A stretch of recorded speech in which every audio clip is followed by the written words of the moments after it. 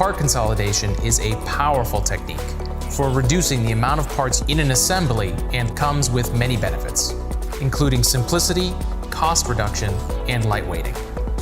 The Studio system 3D prints metal safely and easily to generate first prototypes and run low-volume production of consolidated assemblies.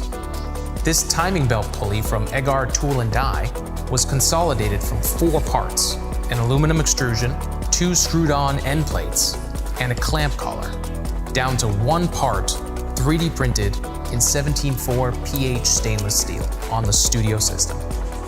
3D printing simplified the production workflow, eliminating the need for extensive machining, post-extrusion of the traditional aluminum component.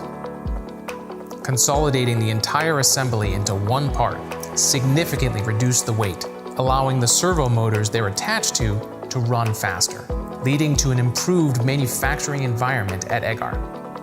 Part consolidation helps companies reduce assembly time, the labor costs associated with it, and the cost and weight of any welding, adhesives, or fasteners.